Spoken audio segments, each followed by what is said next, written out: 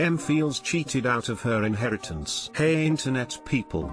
Long time a lurker on this sub, and Reddit in general, first time poster here. English is my first language and I'm on PC, so I don't have any excuses. This is more of an entitled family story but has an M in here, so I thought I'd give it a shot. Little backstory. I came from a highly dysfunctional family and tried to spend as much time away from them as possible. In 3rd grade, 9 to 10 I met a set of twins that would become lifelong friends, and their family a second to my own. At the head of their family was their grandfather. He was an extremely rough around the edges, no bull giving or taken, my way or the highway kinda guy, and the fact he was half Mexican and half Mescalero Apache didn't help. One of us boys at the house was scared to death of him and no one wanted to go out of town with him to work. When I was 21, I ended up helping him on a job outside of Fort Worth, and during this time we bonded. I called him Pop and he called me son. A couple of months after we started the Fort Worth job,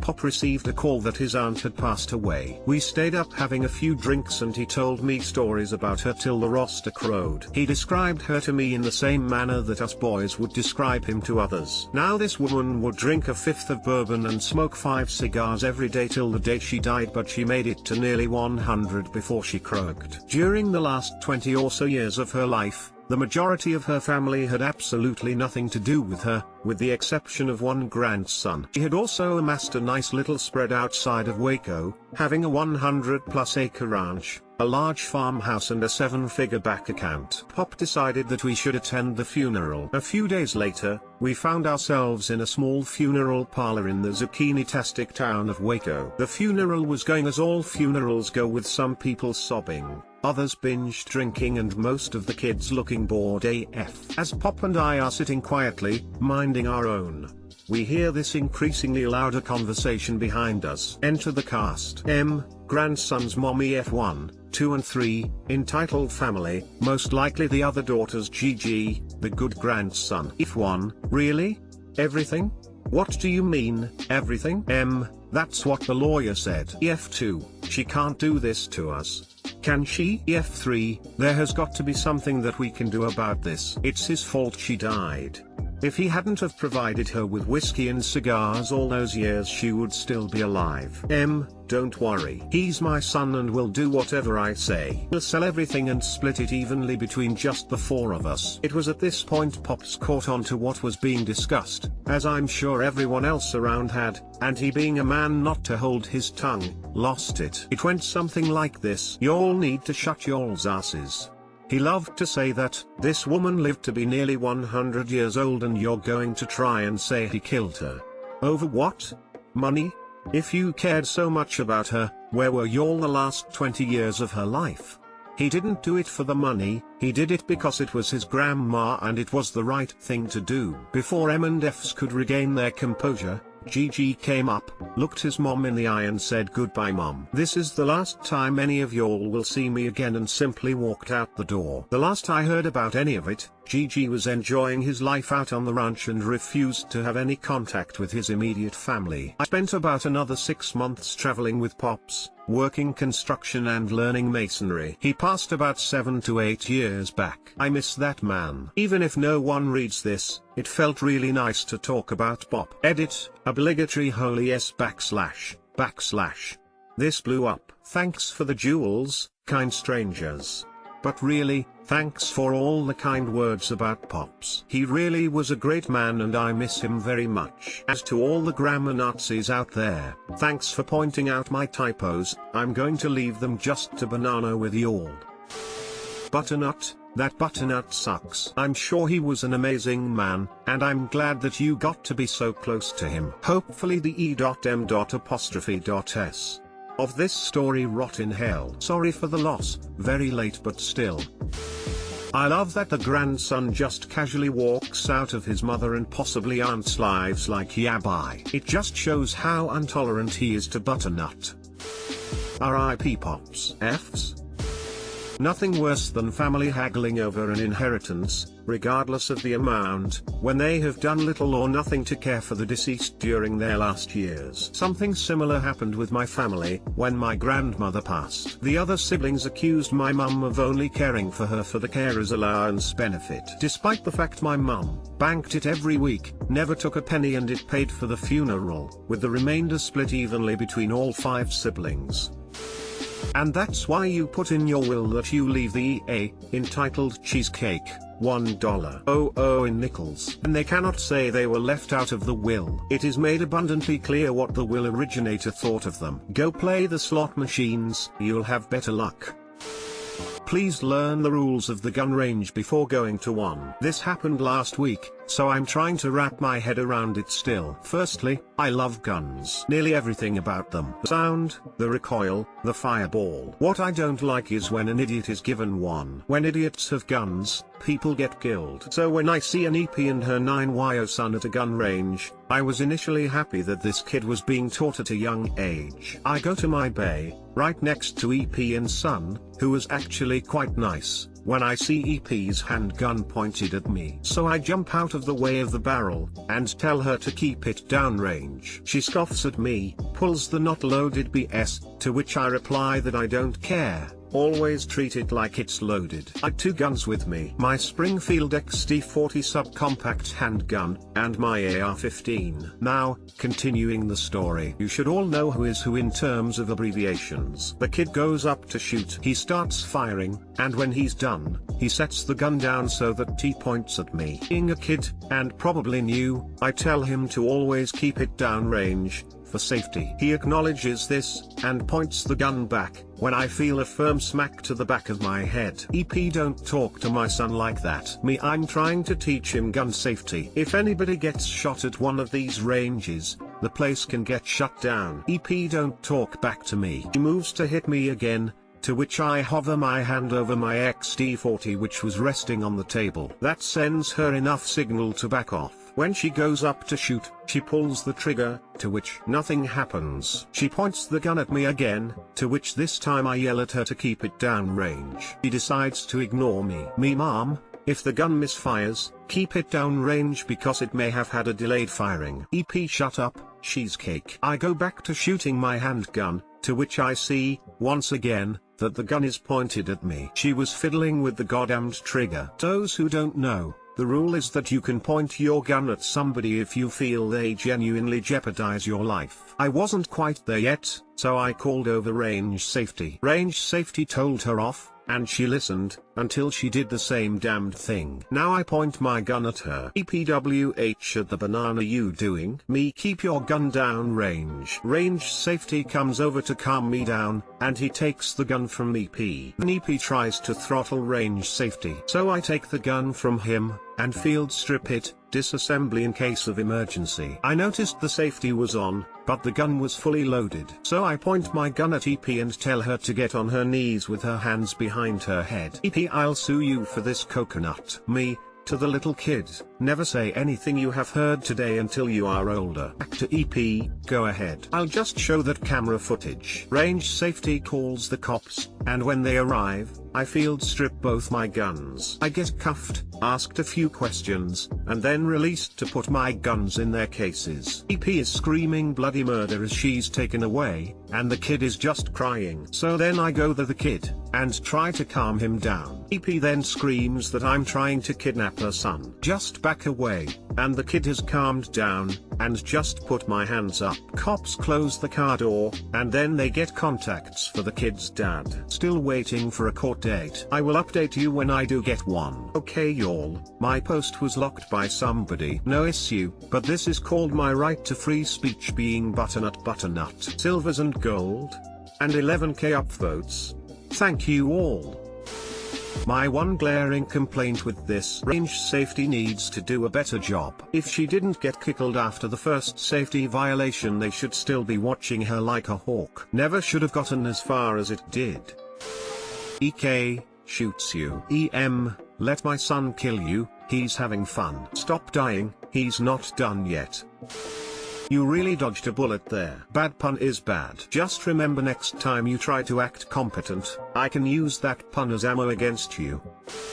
I bet that her son put the gun safety on before his mother tried to fire the gun. Probably.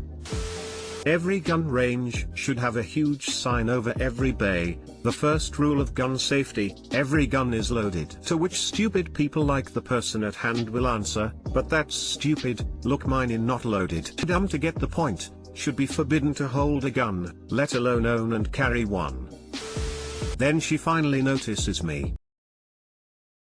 Another post about a parent volunteering their adult child reminded me of this. It happened to my cousin, but I was there for the majority of the story. I remember it so clearly for a couple of reasons, in addition to just having a good memory. It was the first trip after my father had died, and it was, sadly, the last trip I took with my mother. She died less than a year later. TL/doctor at the bottom. My aunt was always playing the big shot of solving people's problems, but using my cousin as the actual person to take on the problem. Always for free. If someone insisted on paying, EA kept the money. Need a babysitter? A ride? House cleaned? Yard mowed? Errands run? Oh, my daughter can do it.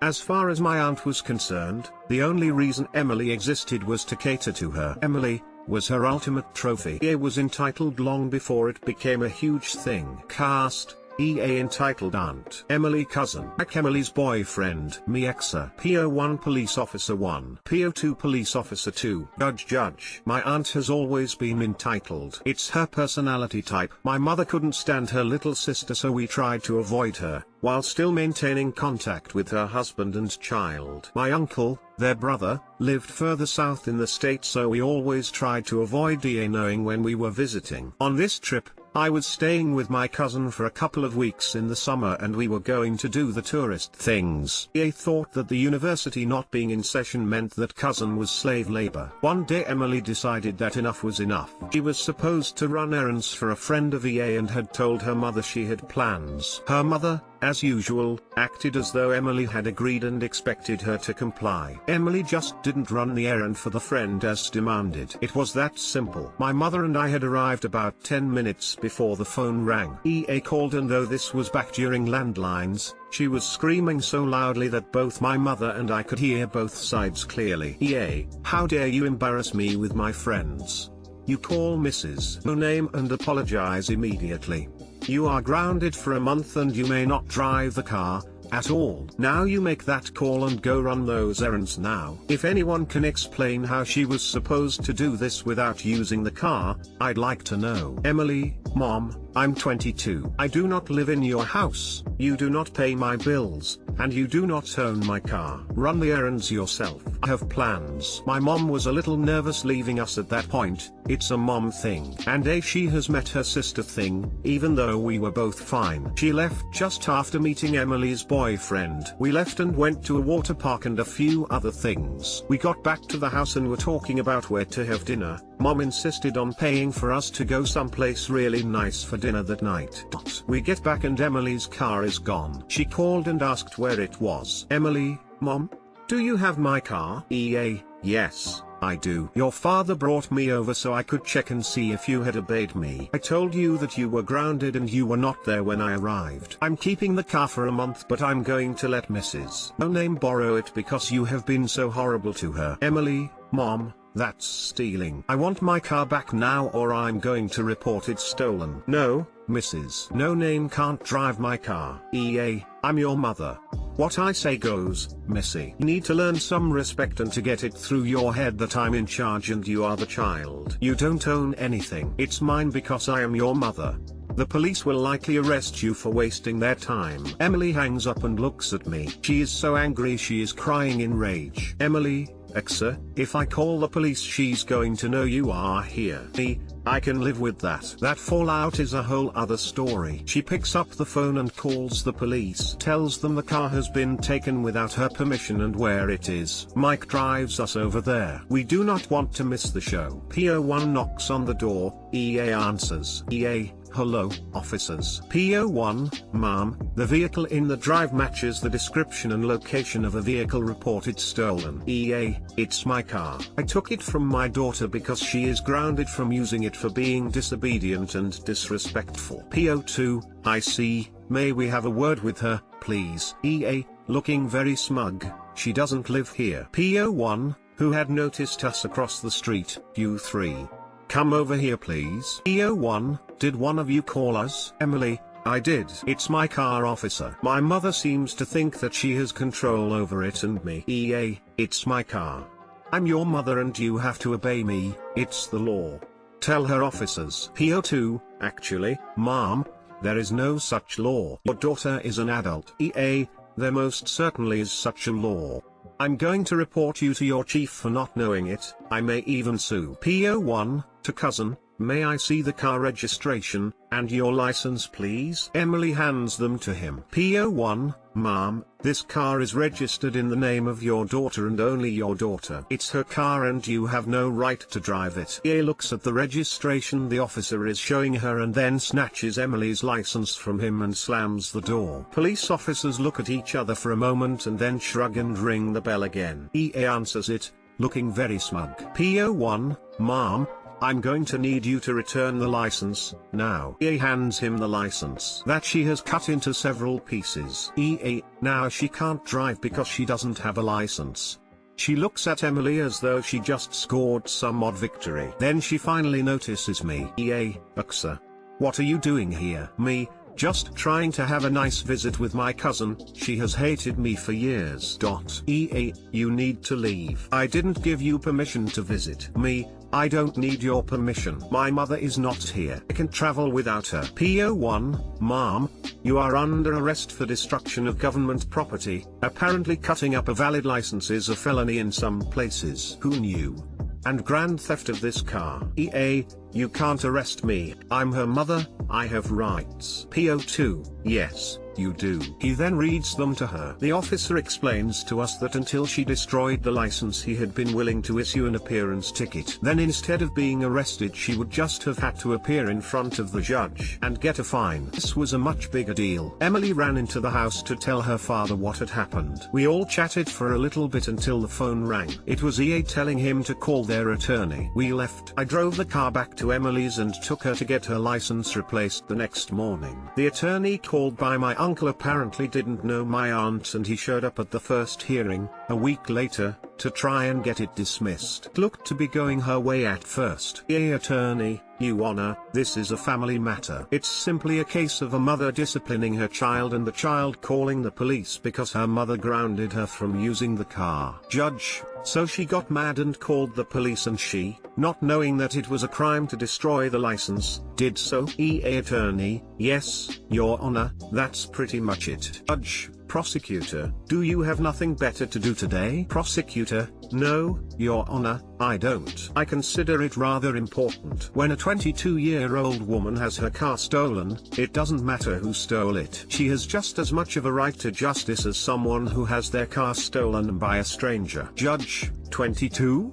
The victim is 22? Prosecutor, yes, Your Honor. The victim is a 22-year-old woman who is the sole owner of the vehicle in question. Her mother became enraged at her daughter. She then went to her daughter's home, stole her car and later destroyed her license. EA attorney, Your Honor, I was not aware of the age or living situation of the victim. I was under the impression that the child was a minor who resides with her parents. EA was sitting there still looking smug. Our attorney was sweating bullets. Judge, EA, do you realize that these are very serious charges and if convicted you face up to 8 years in prison? EA, for what? I have the right to discipline my child as I see fit. She disobeyed me. She will think twice before doing it again. Judge, no. You don't. You have the right to discipline your child within the confines of the law. You have stepped outside of that parameter. You stole your daughter's car. EA, I'm her mother. It's my right. It isn't really theft because she is my child and her property belongs to me, by law. Judge, Where did you get your law degree? EA, I don't have one. Judge, then let me be the first to explain to you that your child is a legal adult. Period. You have no right to anything of hers without her express consent. Period. You may not take her car without her permission. Period. You may not enter her home without her permission. Period. EA, you don't know what you are talking about. I'm her mother. That gives me the right. I'm in charge. Judge, no, Mom. I'm in charge. This case will be held over for trial. I went home a week later. EA eventually took a plea deal where she had 2 years probation and had to take parenting classes. The parenting classes were Mike's idea and the prosecutor thought it was great. He laughed hysterically over that because my cousin is an only child. Lol. Emily and Mike married a year later and moved the hell away from there. This took place about 30 years ago. EA maintained for the rest of her life that the judges, there were 5 for different status hearings, didn't know what the hell they were doing and she was right. TL/drive. Entitled aunt thinks she can punish adult child by taking her car, the police and the judge disagree with her. EAB like $7.99 for the Evolved Brain DLC. And GTA, you can't arrest me, I'm her mother, I have rights. And GTPO2, yes, you do. He then reads them to her. Instant classic, love it. EA is trying to play dictator. Once your child moves out in their own and is an adult, you have no rights over her anymore. End of story. Man, I can never understand these parents. I made you so you owe me everything. I'm 22 and still live at my parents' house, so my mom still cooks, we always eat together, at least the evening, and clean my stuff. I literally offered her to pay at the very least food expenses and a little more, like a rent or something, and she just told me shut up. Keep your money, you're my son and you don't owe me money. It's normal for me to do that.